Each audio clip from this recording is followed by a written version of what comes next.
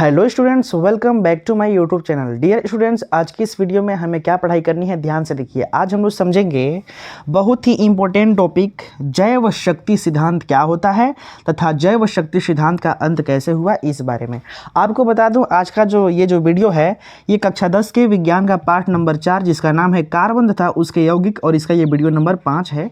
इससे पहले हमने ऑलरेडी 4 वीडियो अपलोड किए हुए हैं। यदि आप उसे नहीं देखे हैं तो आज के वीडियो के डिस्क्रिप्शन बॉक्स में जाइए, वहाँ पे लिंक मिलेंगी, या कुछ देर बाद ऊपर आई बटन पे एक लिंक आएगी जो प्लेलिस्ट का होगा। उस पर जब आप क्लिक करेंगे तो सीधे प्लेलिस्ट में आप चले जाएंगे।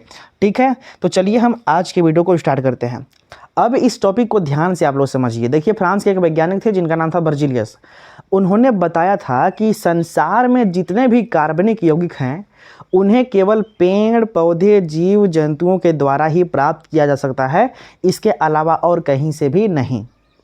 ठीक है, और उनके इसी कथन को जैव शक्ति सिद्धांत कहा गया। मैं क्या बोल रहा हूं, उन्होंने ये बताया कि संसार में जितने भी कार्बनिक यौगिक हैं सभी कहाँ से प्राप्त हुए हैं, तो पेड़ पौधे जीव जंतु से ही प्राप्त उनको किया जा सकता है, इसके अलावा कहीं से भी नहीं।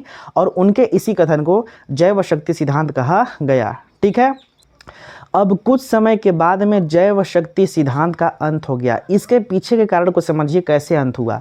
बर्जीलियस के एक शिष्य थे जिनका नाम था फ्रेडरिक वोहलर।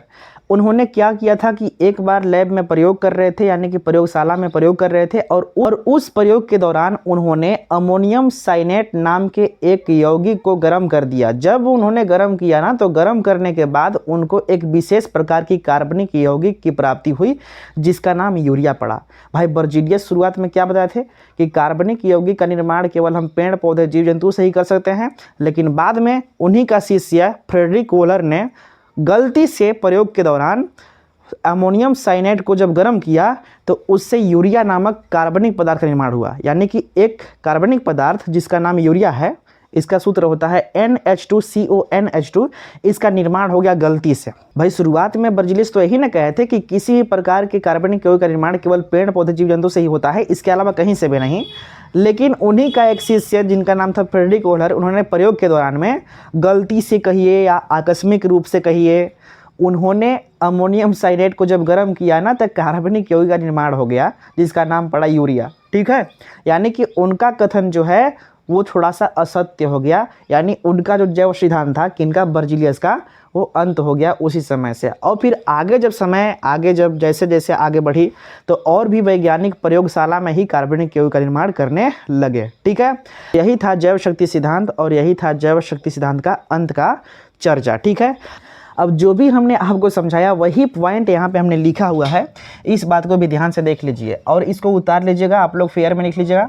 इससे होगा ये कि आपका एक नोट्स बनके तैयार हो जाएगा। देखिए इसमें क्या लिखा है, जैव शक्ति सिद्धांत, जिसे हम इंग्लिश में बोलते हैं विटल फोर्स थ्योरी। ठीक है, यहाँ पे एक फ्रांसीसी वैज्ञानिक थे, फ्रांसीसी वैज्ञानिक बर्जीलियस ने यह बताया कि संसार में समस्त कार्बनिक यौगिकों का निर्माण केवल जीव जंतुओं द्वारा ही होता है और कहीं से भी नहीं। ठीक है, शुरुआत में तो इन्होंने यही ना बताया था कि संसार में जितने भी कार्बनिक यौगिक है, कैसा कार्बनिक यौगिक, इनका निर्माण केवल जीव जंतुओं के द्वारा ही होता है और कहीं से भी नहीं।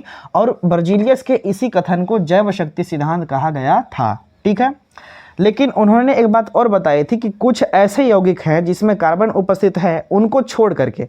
तो ऐसे कौन कौन से हैं भाई यौगिक, तो यहाँ पे है कार्बन के ऑक्साइड, कार्बोनेट तथा हाइड्रोजन कार्बोनेट का लवण। इसको छोड़ करके बाकी जितने भी यौगिक हैं सभी पेड़ पौधे से ही प्राप्त होती है कार्बनिक यौगिक को। ठीक है, समझे कि नहीं। तो आगे समझते हैं जैव शक्ति सिद्धांत का अंत के बारे में। End of whittle force theory, VFT, end of whittle force theory. सर्वप्रथम जर्मन वैज्ञानिक फ्रेडरिक वोहलर ने, ठीक है, जर्मन के निवासी थे भाई, जो बर्जीलियस थे ना, इनका शिष्य फ्रेडरिक वोहलर, वो जर्मन के निवासी थे। उन्होंने ही प्रयोगशाला में अमोनियम साइनेट को गर्म करके आकस्मिक रूप का मतलब समझिए गलती से ना, यूरिया नामक कार्बनिक यौगिक का निर्माण किया, और इसी कारण से जैव शक्ति सिद्धांत का अंत हो गया। यहाँ पे ध्यान दीजिए, हमने एक लिखा है रासायनिक समीकरण, जो कि इसमें दिख रहा है कि कैसे कैसे अभिक्रिया हो रही है। NH4 का होल ट्वाइस इंटू SO4, यह है अमोनियम सल्फेट। क्या है, अमोनियम सल्फेट, जब इसको के मतलब होता है पोटेशियम और CNO मतलब साइनेट, ठीक है। जब पोटेशियम साइनेट के साथ इसको अभिक्रिया कराया गया, गर्म किया गया, किसको, अमोनियम सल्फेट को जब पोटेशियम साइनेट के साथ में गर्म किया गया तो अमोनियम साइनेट और पोटेशियम सल्फेट का निर्माण हुआ, NH4CNO और K2SO4 का निर्माण हुआ, ठीक है। और हमने ये बताया था कुछ देर पहले कि अमोनियम साइनेट को गर्म करने के बाद क्या बोलते हैं, यूरिया प्राप्त हुआ ना। तो शुरुआत में अमोनियम सल्फेट को जब पोटेशियम साइनेट के साथ गर्म किया तो बनाया अमोनियम साइनेट और फिर पोटेशियम सल्फेट।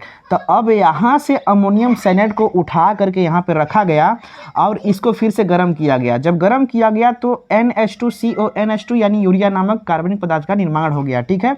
यानी इसी अमोनियम साइनेट को गर्म किया गया यानी NH4CNO को, तो यहाँ पे यूरिया नामक यानी NH2CONH2 जो कार्बनिक यौगिक है इसका निर्माण हुआ था, ठीक है। तो इस प्रकार से जैव शक्ति सिद्धांत का अंत हुआ था, ठीक है।